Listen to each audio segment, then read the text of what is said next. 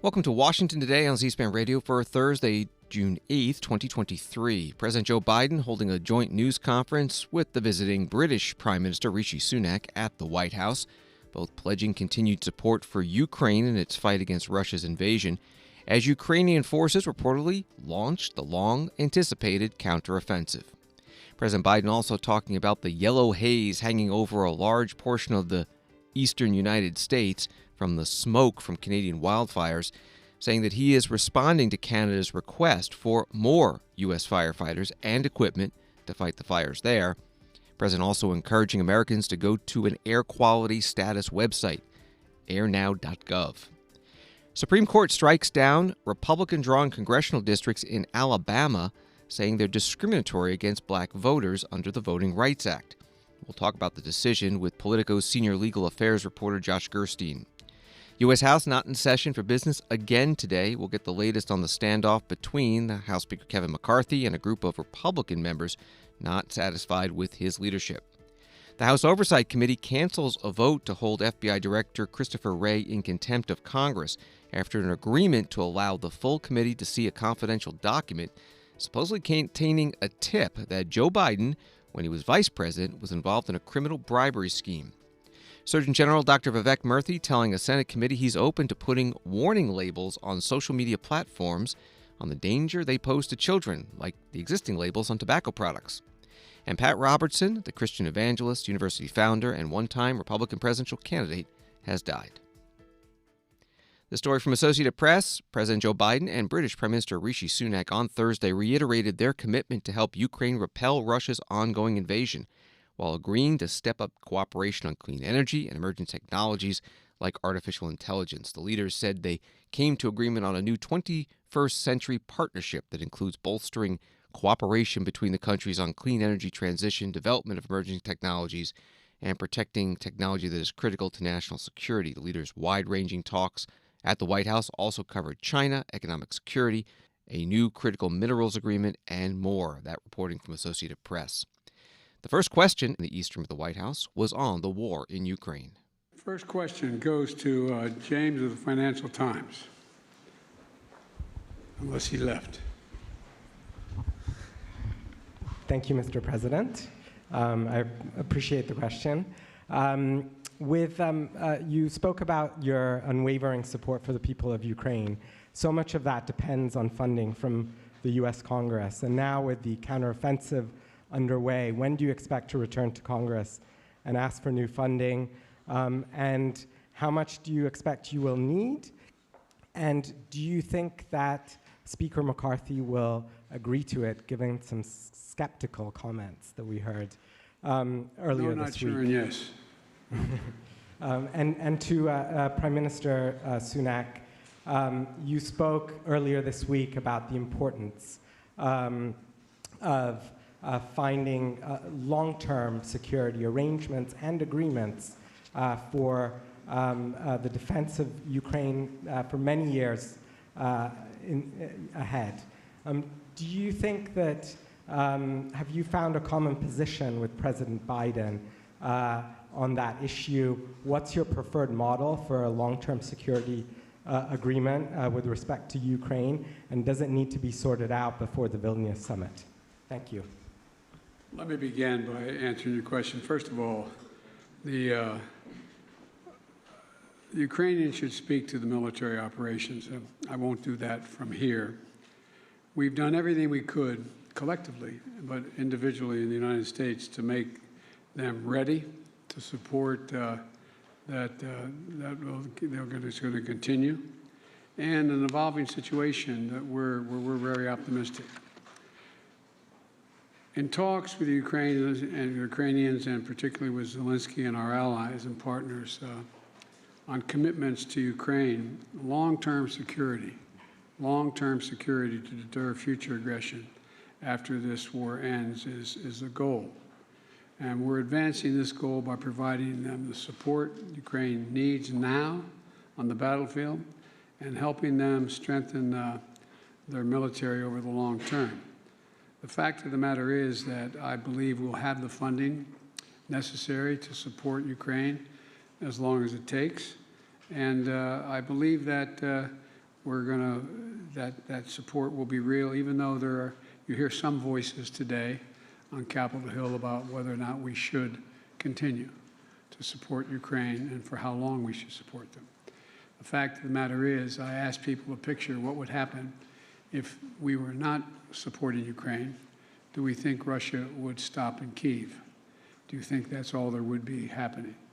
I think not, and I think the vast majority of my colleagues, even the critics, think that would not be the case as well. There's much more to say about Ukraine, but I hope that answers your direct question.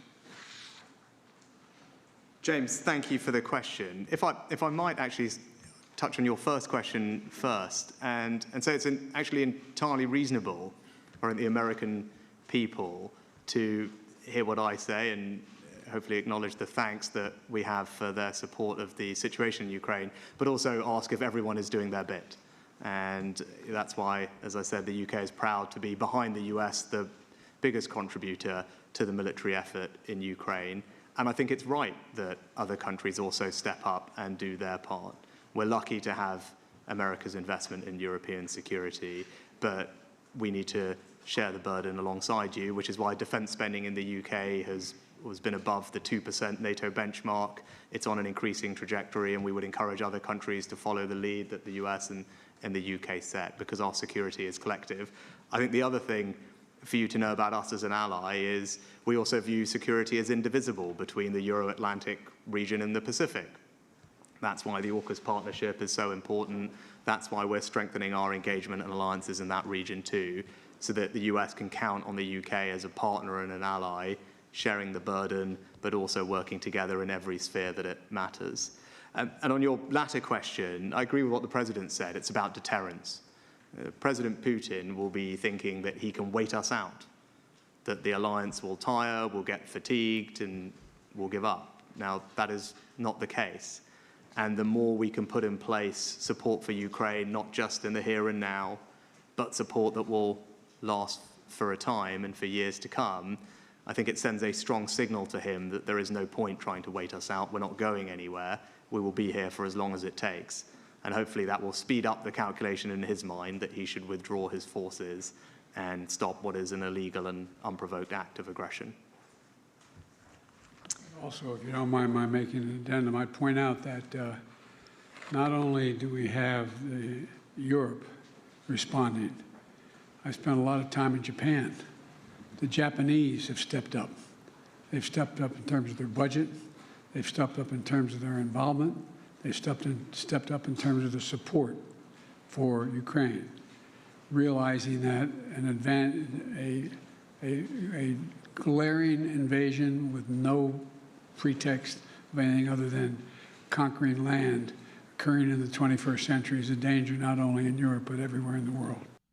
President Biden and the British Prime Minister Rishi Sunak at a joint news conference at the White House. A story from Reuters has this. For more than 15 months, Russia has been fighting a war in Ukraine that the Kremlin refused to call a war.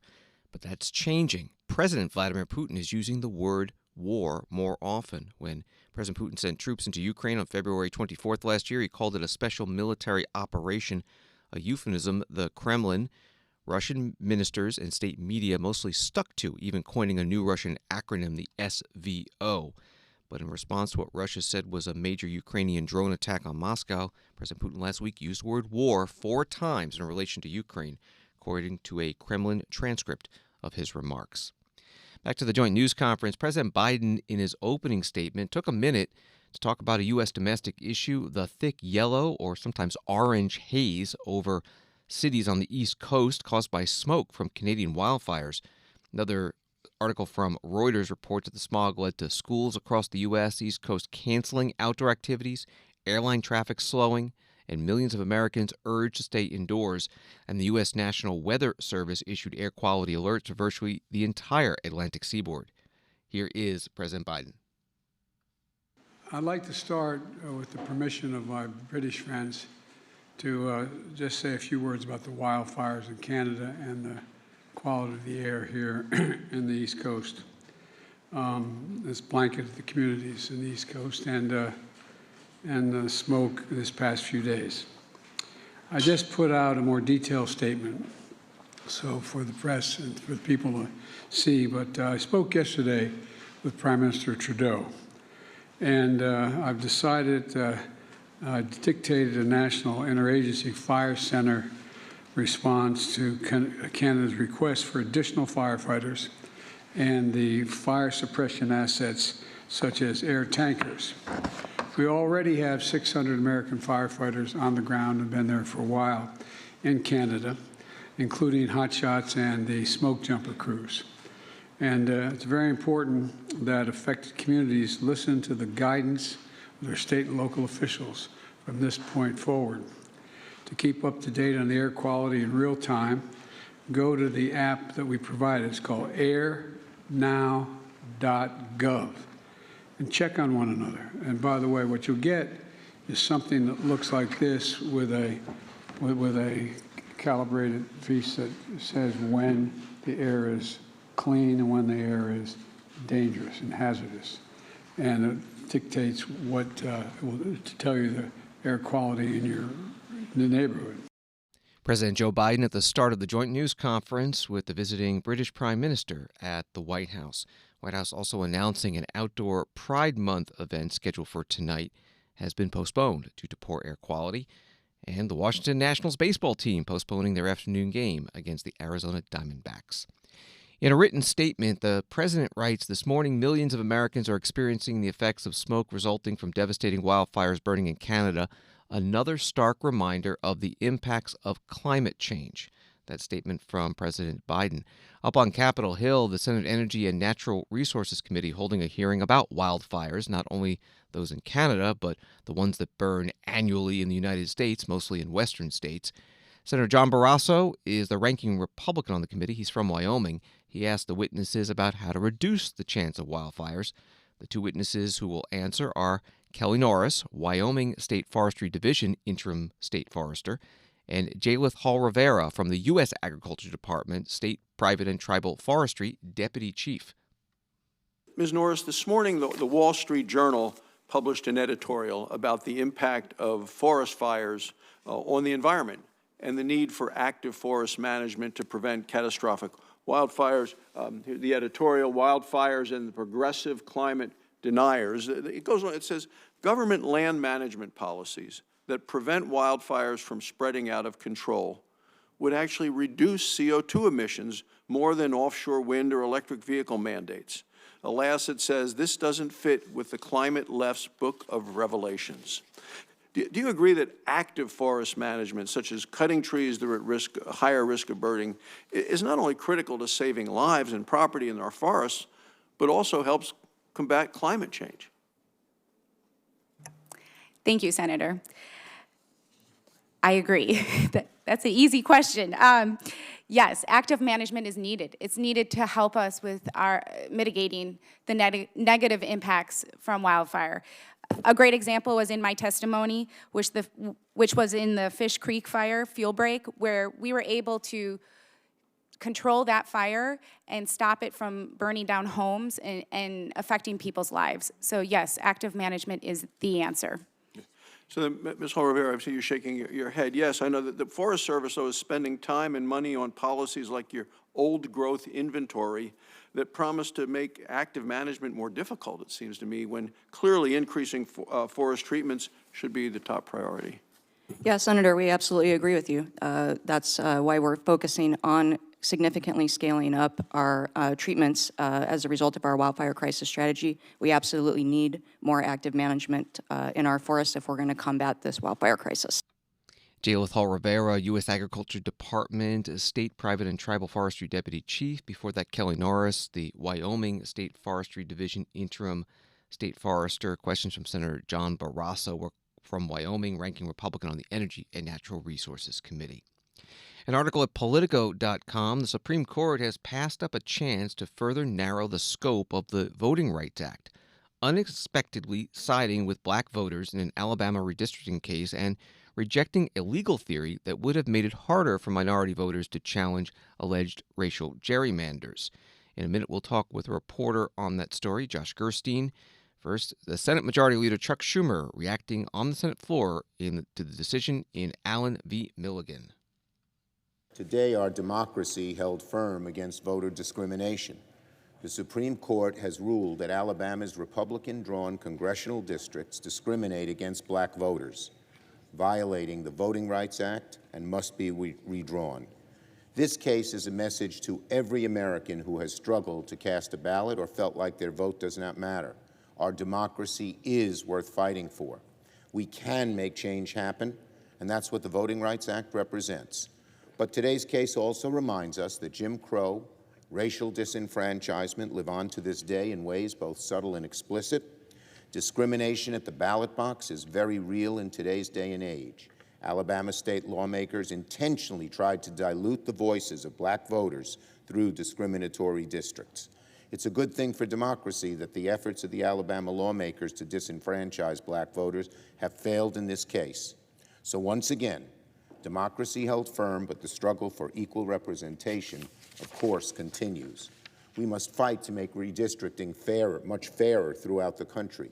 We must do more at the state level, and we must do more in Congress to pass legislation that will strengthen the Voting Rights Act and fight back against racial discrimination at the ballot box.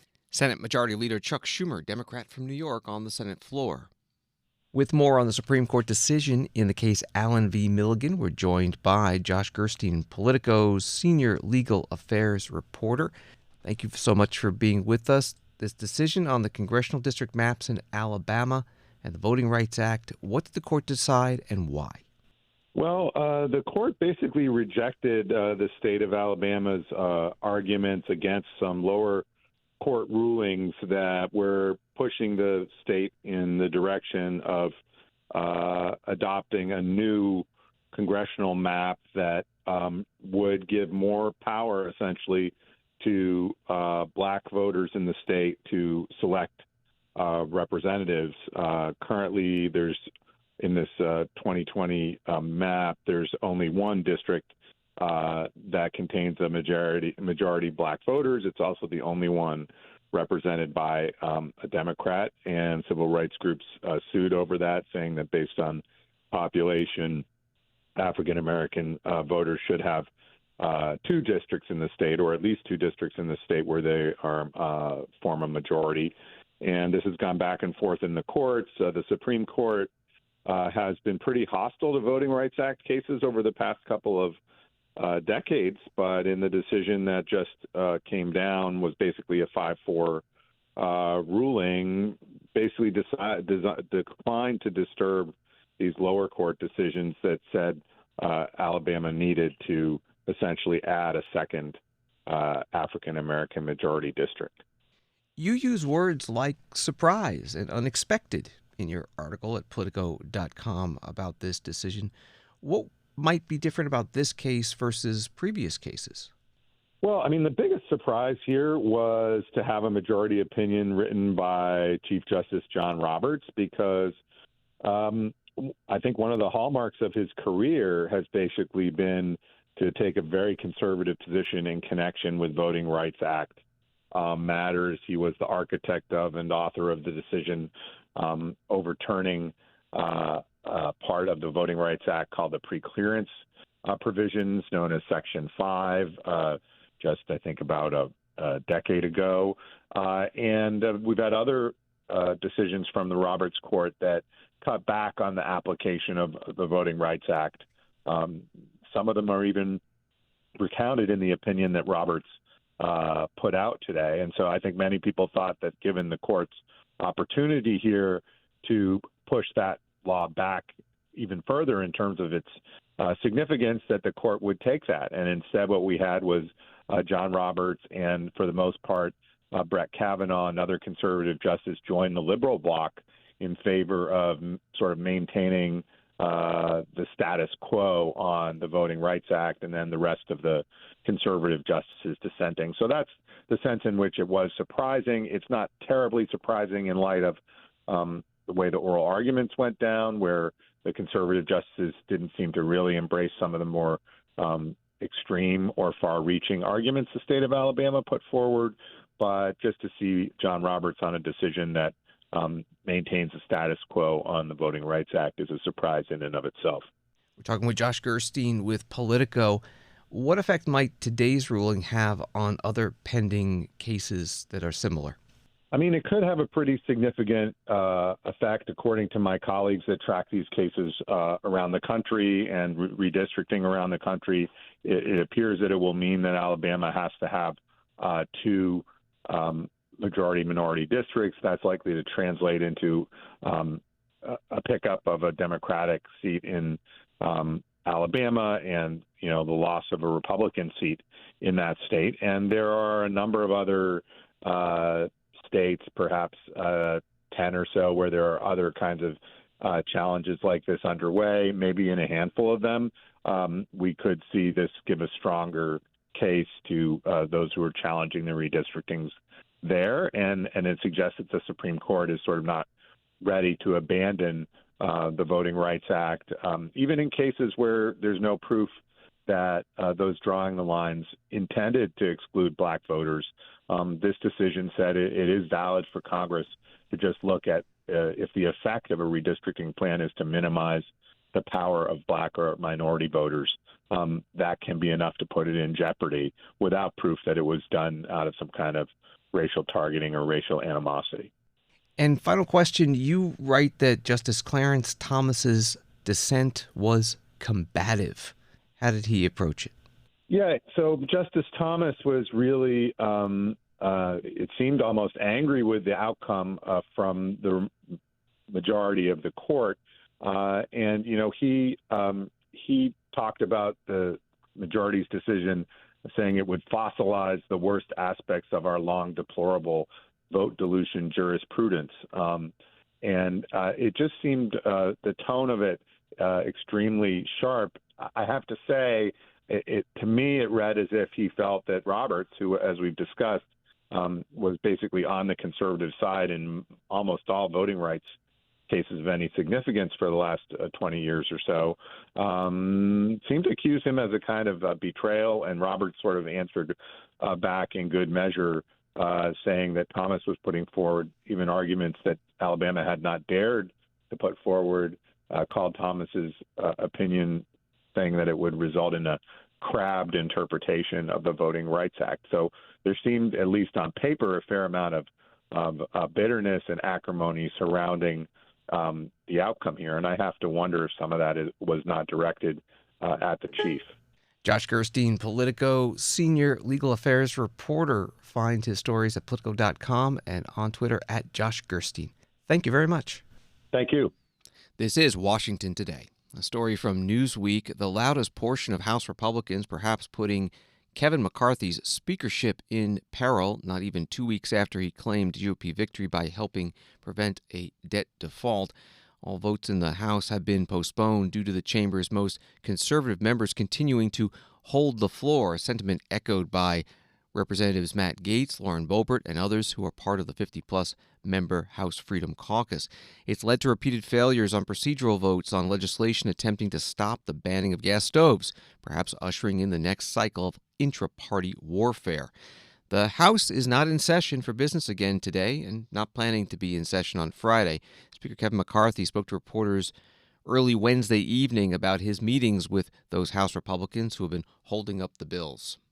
You just met with these Freedom Caucus members. No, the Freedom Caucus members were still meeting with a number, but some of the challenges, not the Freedom Caucus. It's members a few members who aren't actually in the Freedom Caucus, and I'm not quite sure what they're concerned about. But what we're going to do is we're going to come back on Monday, work through it, and be back working for the American public. But what are they asking for you specifically? I don't have an ask. This is the difficulty. Some of these members, they don't know what to ask for. There's a numerous different things they're frustrated about.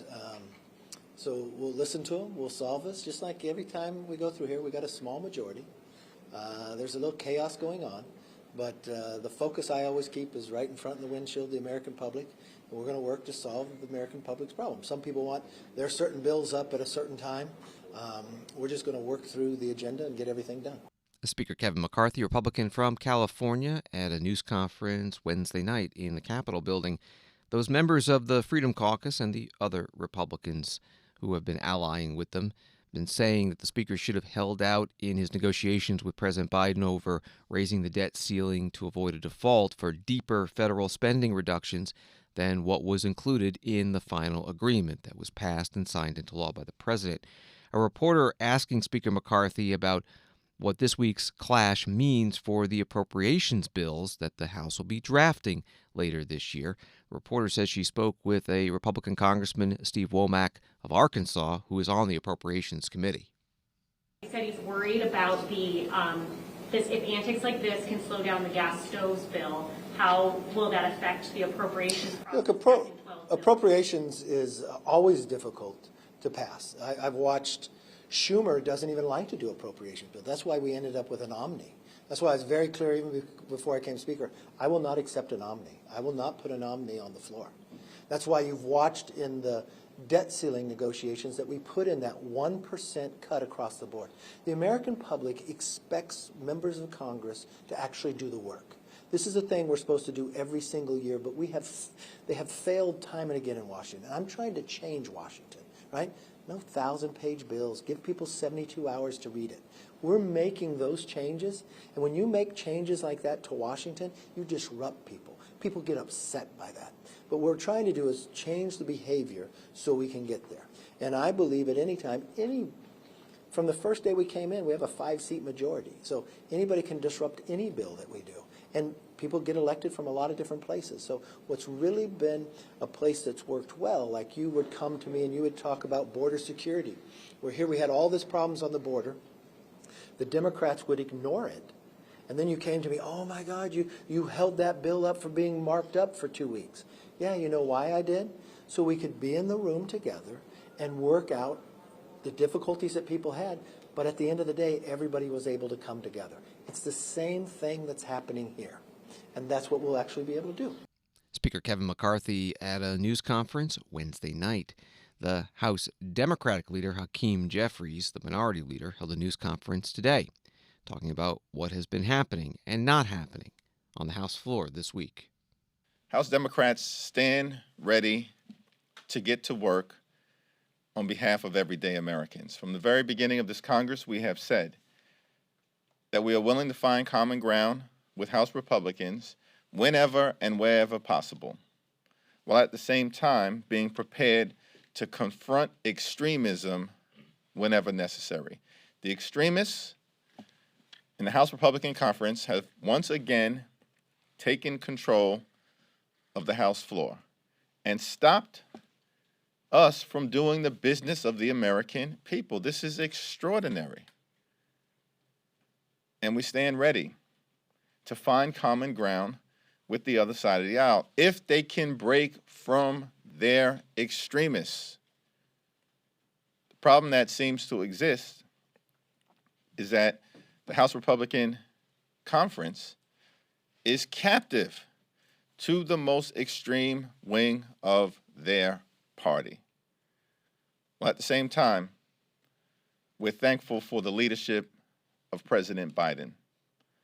President Biden was able to arrive at a resolution that avoided a dangerous default and stopped the extreme MAGA Republicans from crashing the economy and triggering a job-killing recession, which would have inflicted tremendous pain on millions of everyday Americans. House Democrats remain thankful for the leadership of President Biden, which spared the country from another hostage-taking situation that the extremists have now made clear they would have been ready to bring about the first opportunity they had to do just that. But the debt ceiling has now been suspended into the early part of 2025, thanks to the leadership of President Biden. We're also thankful that President Biden was able to negotiate a resolution consistent with our values that protected Social Security, protected Medicare, protected Medicaid, protected veterans, protected education, protected public safety, protected the Inflation Reduction Act, and protected the American people from the draconian 22% across-the-board cuts that would have undermined the health, the safety, and the well-being of everyday Americans. The House Minority Leader Hakeem Jeffries, Democrat from New York, at his news conference today on Capitol Hill. He and Speaker McCarthy also disagreeing over the definition of cap when it comes to that debt ceiling and spending cut bill that's now law. Speaker McCarthy saying at his news conference Wednesday night, whenever you put a cap, that's the ceiling. We can always spend less. I've always advocated for spending less. And when a reporter asked the Minority Leader Hakeem Jeffries today if the Democratic caucus would support government spending bills with levels below the agreed-upon caps, he said no, and then added, "Thank you for asking such a clear question." On Wall Street today, the Dow up 168, NASDAQ up 133, S&P up 26. Washington today continues in a moment. When citizens are truly informed, our republic thrives. Get informed straight from the source on C-SPAN. Unfiltered, unbiased, word for word. From the nation's capital to wherever you are. Because the opinion that matters the most is your own. This is what democracy looks like. C-SPAN, powered by cable. C-SPAN's evening newsletter, Word for Word, brings you a recap of the day's most important events. Find out what happened on Capitol Hill, the White House, and with policymakers, all delivered straight to your inbox. Subscribe now at cspan.org/connect.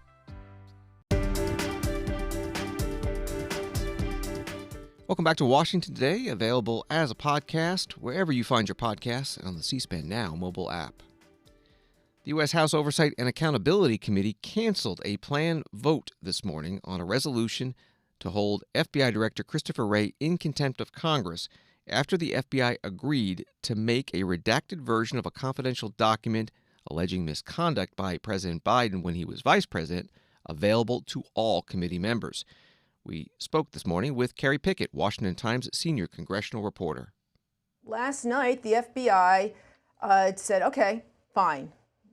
Chairman Comer, we will allow members of the committee to have access to this particular file that says that the president, when he was vice president under Obama, had been involved in this bribery scheme with this foreign national related to some Ukraine business deal. So we will see how this goes, as well as the members of the committee will be also briefed by the FBI.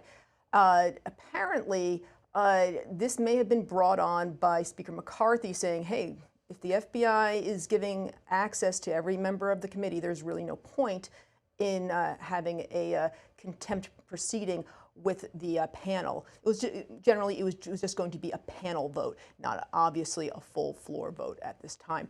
So Comer, around late last night, he put out a statement saying, we're going to cancel this scheduled business meeting on contempt proceedings. I mean, look, they already had that text out. They already had the resolution text out. And Christopher Wray, along with the rest of the FBI, said, okay, fine. We will allow the rest of the committee to check it out.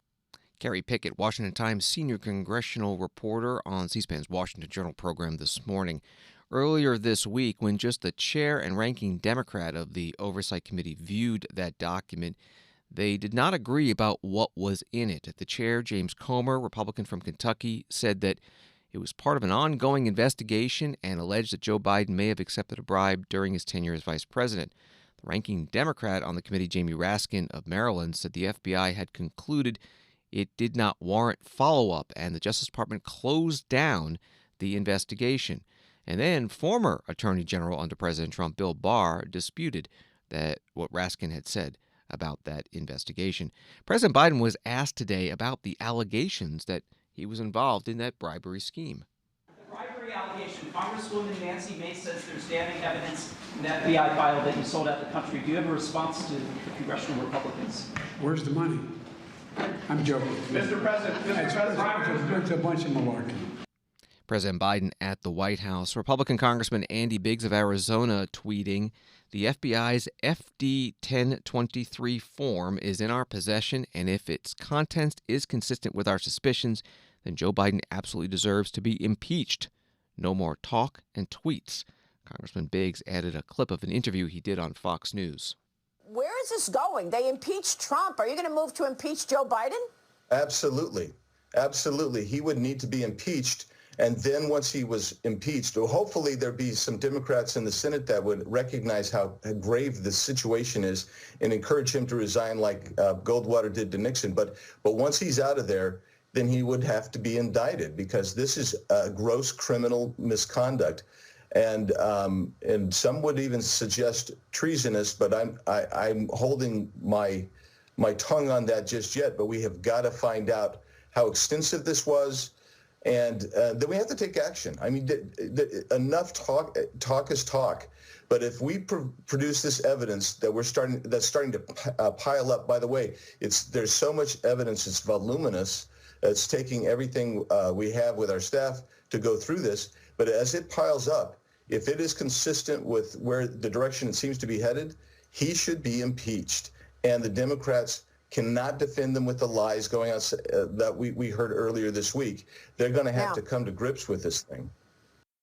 Congressman Andy Biggs, Republican from Arizona, interviewed on Fox News. California Governor Gavin Newsom, a Democrat, is proposing a gun control constitutional amendment. It would increase the age to buy a firearm to 21, implement universal background checks, establish waiting periods when buying guns, and also prevent civilian access to assault rifles. The governor says in a video that his plan takes a stand against gun violence, lack of action from Congress, and recent Supreme Court decisions that expanded gun owners' rights. Every time it's the same. They tell us we can't stop these massacres. They tell us we have to stand by and watch tragedy after tragedy unfold in our communities. They say we can't stop domestic terrorism without violating the Second Amendment, and that thoughts and prayers are the best we can do. I'm here to say that's a lie. In this country, we do have the power to change things, to reclaim our freedom from fear. Our ability to make a more perfect union is literally written into the Constitution. So today, I'm proposing the 28th Amendment to the United States Constitution to do just that.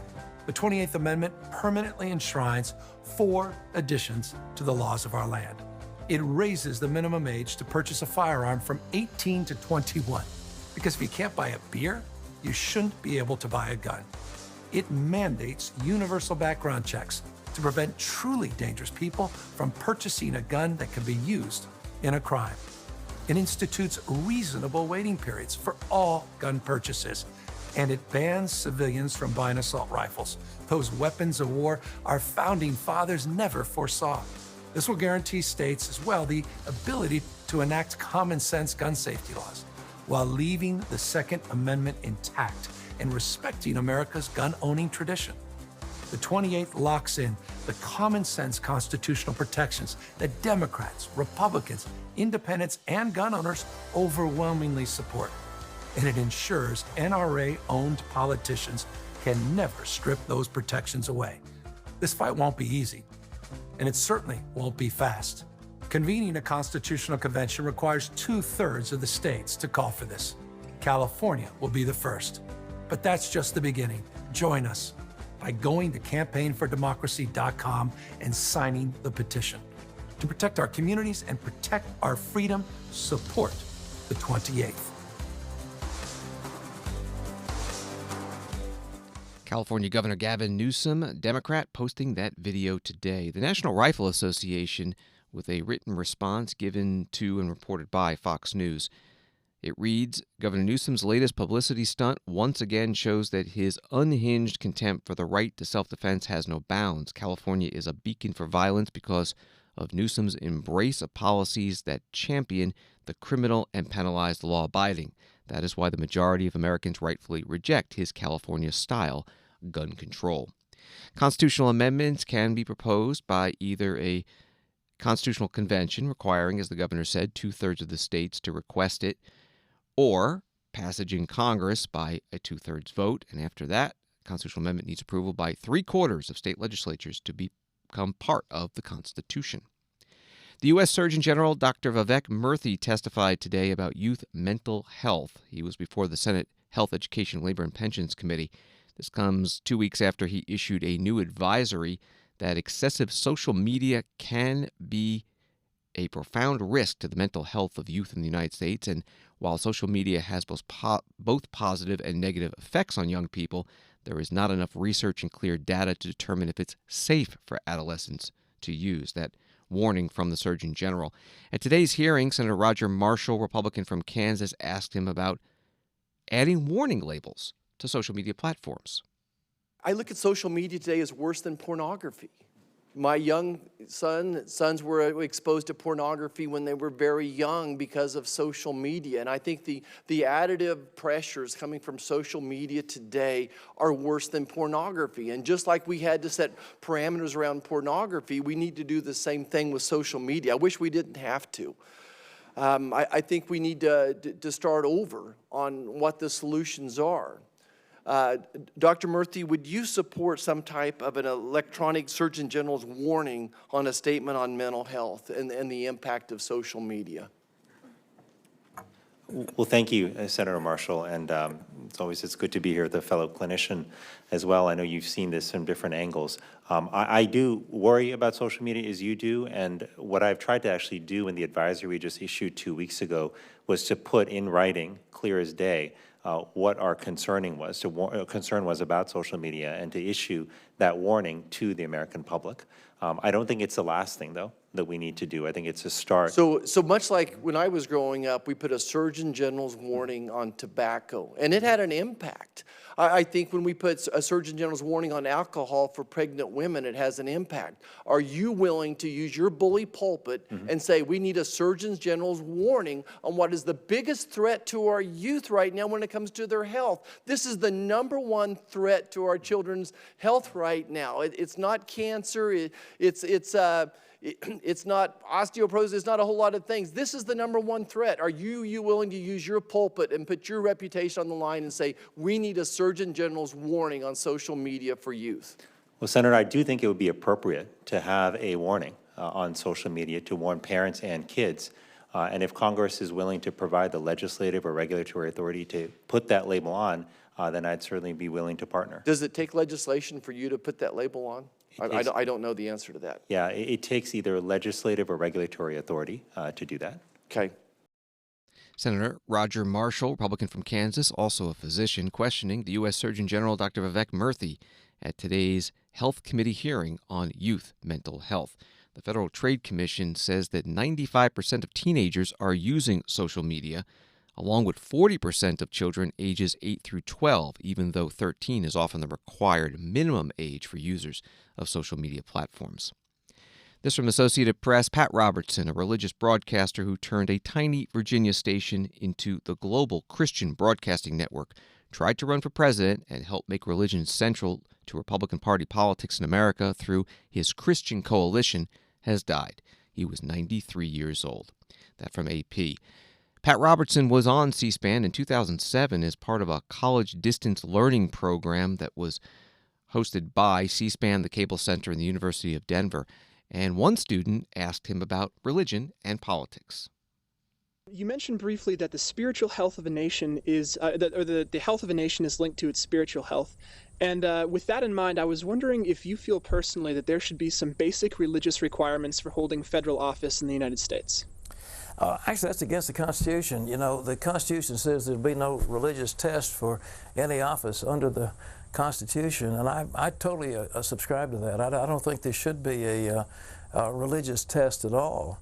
But I do think that, as Adams said, and in my speech I quoted it because it's very profound, he said, this Constitution was made only for a moral and a religious people. It is wholly inadequate for the government of any other.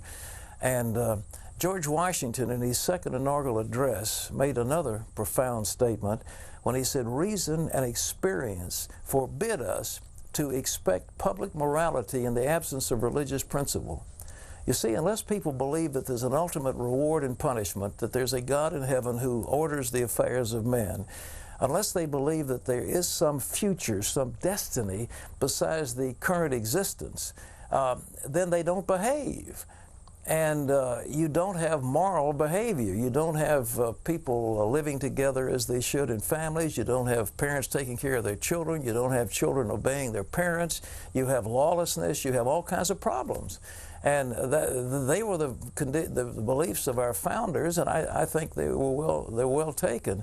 And it's my feeling that the spiritual, the moral, the economic, this military health of a nation depends on its spiritual roots.